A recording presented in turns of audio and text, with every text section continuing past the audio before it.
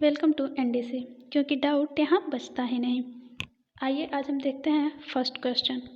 जनसंख्या की दृष्टि से महान विभाजक वर्ष किसे कहा गया? मतलब कि जनसंख्या की दृष्टि से महान विभाजक वर्ष, इसे जनसंख्या की दृष्टि से महान विभाजक वर्ष क्यों कह रहे हैं? क्योंकि आपको याद होगा कि 1872 में लॉर्ड मेयो ने पहली बार भारत की जनगणना कराई थी। उसके बाद से 1881 में आते हैं लॉर्ड रिपन, और वो कहते हैं कि हर प्रत्येक 10 वर्ष के अंतराल पर भारत में जनगणना शुरू होगा। मतलब कि वही लॉर्ड रिपन ही है जो कि क्रमवार जनसंख्या आकलन के लिए कहते हैं और करवाते हैं। तो ऐसे जब 1881 से होना शुरू हुआ था, तब क्या हुआ था कि 1921 के दशक में जनसंख्या, मतलब 1911 से 1921 के दशक में जनसंख्या ह्रासमेंट हुआ था। ह्रास हुआ था मतलब कि लगभग 0.31% जनसंख्या में कमी आई थी, जो कि हुआ था कि एक संक्रमण हुआ था, महामारी कह सकते हैं, जिसकी वजह से काफ़ी लोग मर गए थे और जनसंख्या का ह्रास हुआ था। तो यही 1921 को ही 1921 तक जनसंख्या कम थी और 1921 के बाद से बढ़ना शुरू होती है। तो इसीलिए इसको महान विभाजक वर्ष जनसंख्या की दृष्टि से 1921 को कहते हैं। जनसंख्या की दृष्टि से महान विभाजक वर्ष किसे कहा जाता है? तो 1921 को जनसंख्या की दृष्टि से महान विभाजक वर्ष कहा जाता है। अब आते हैं नेक्स्ट क्वेश्चन पे। नेक्स्ट क्वेश्चन हमारा कहता है, भारत में पहली बार रेलवे का प्रारंभ कब और किसके काल में हुआ? भारत में जो रेलवे का प्रारंभ हुआ वह कब हुआ और किसके काल में हुआ, किसके कार्यकाल में हुआ? तो 16 अप्रैल 1853 में भारत में रेलवे का शुभारंभ होता है, और ये किसके द्वारा होता है? लॉर्ड डलहौजी के द्वारा ये शुभारंभ कराया जाता है। नेक्स्ट क्वेश्चन की बात करते हैं। भारत में पहली बार रेलवे सेवा किस स्थान से किस स्थान तक प्रारंभ हुई? जो भारत में रेलवे सेवा थी वो पहली बार किस स्थान से किस स्थान तक प्रारंभ हुई थी? तो बम्बई से ठाणे तक यह रेलवे सेवा प्रारंभ हुई थी। बात करते हैं अगले क्वेश्चन की। सार्वजनिक निर्माण विभाग PWD, आप आजकल की भाषा में यही सुनते होंगे PWD।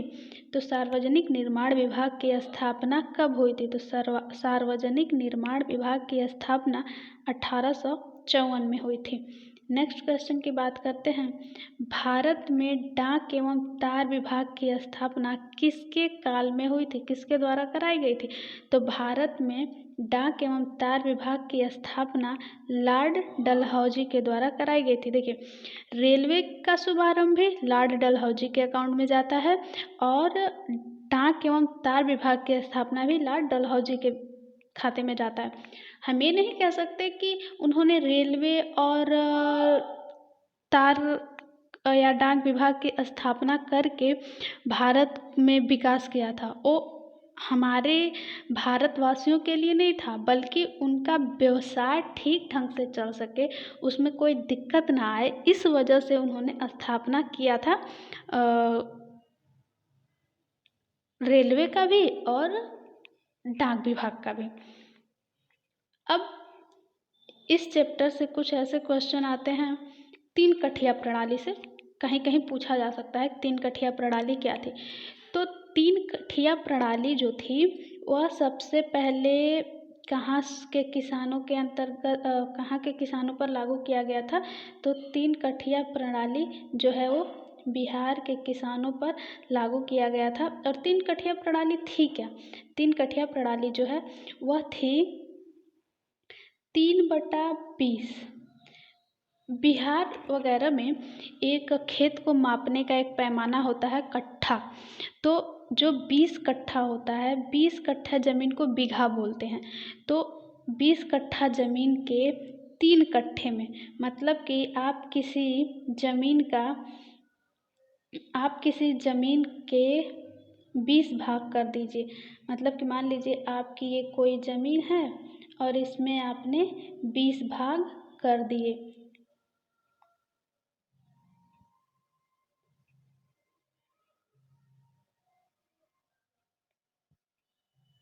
ये कितने हो गए? ये हो गए 20 भाग। तो किसी आपके पास ज़मीन थी, उसमें 20 भाग कर दिया। अब 20 भाग के 3 भाग पे ये 3 कट्ठे को निकाल दीजिए। इसमें आप क्या करेंगे, नील की खेती करेंगे। जो अंग्रेज थे उनका कहना ये था कि आप लोगों के पास 20 कट्ठा ज़मीन है, ठीक है, अब इस पे आप लोग क्या करोगे, इस पे आप करेंगे कि 20 कट्ठा ज़मीन में 17 कट्ठा में कुछ भी वो उपजाओ, लेकिन 3 कट्ठे ज़मीन में क्या करोगे, 3 कट्ठे ज़मीन में केवल नील की खेती करोगे। तो ये थी 3 कठिया प्रणाली। अब आती है ददनी प्रथा। तो ददनी प्रथा क्या थी, ददनी प्रथा जब शुरू में भारत में ब्रिटिश आए तो उनका कहना था कि आप मसाला की खेती करोगे या कुछ उत्पाद करोगे, कारीगर है ना, मान लो कि कपड़ा बना रहे हैं, शिल्पकारी कर रहे हैं, तो उनके लिए वो कुछ पैसे पहले दे देते थे पेशगी में। जैसे कि आज के समय में उसको क्या कहा जाता है, एडवांस। आप कोई काम कराने जाते हो तो क्या कहते हो कि भैया ये इतना एडवांस ले लो और आप हमको ये काम करके देना, तो बाकी पैसा हम आपको देंगे। तो ददनी प्रथा में ब्रिटिश जो थे, वो ब्रिटिश के जो व्यापारी थे वो इंडियन कारीगरों को, मजदूरों को, उत्पादकों को क्या देते थे, एडवांस देते थे। उसको हम ददनी प्रथा कहते हैं। अब इसी टर्म में आगे आता है कमियोटी प्रथा। तो कमियोटी प्रथा क्या थी कि जो बिहार और उड़ीसा में कृषि दास के थे, मतलब कि कृषि का कार्य करने वाले दास मजदूर थे, तो क्या करते थे, ये कुर्मी जाति के होते थे, ये जनरली कुर्मी जाति के होते थे। तो एक कुर्मी जात के लोग क्या करते थे कि जमींदारों वगैरह से पैसा उधार ले लेते थे। जब ये पैसा उधार लेते थे तो जमींदार कहते थे कि ठीक है, आपको हमने उधार पैसा दे दिया, अब मान लो कि 1000 रुपये उधार दे दिया। 1000 रुपये उधार देने के बाद से आप के पास जब वो पैसे होंगे आप हमें देना, और उसके बदले में आप जीवन भर उनकी सेवा करेंगे ब्याज के रूप में। जैसे क्या होता है, फ्री में तो पैसा देगा नहीं, कुछ ब्याज लेगा, तो ब्याज के लिए वह जीवन भर उनके सेवा करेगा। ये थी कॉमियाटी प्रथा। ऐसे ही कुछ इम्पॉर्टेंट क्वेश्चंस के लिए हमारे साथ बने रहिए। Thank you.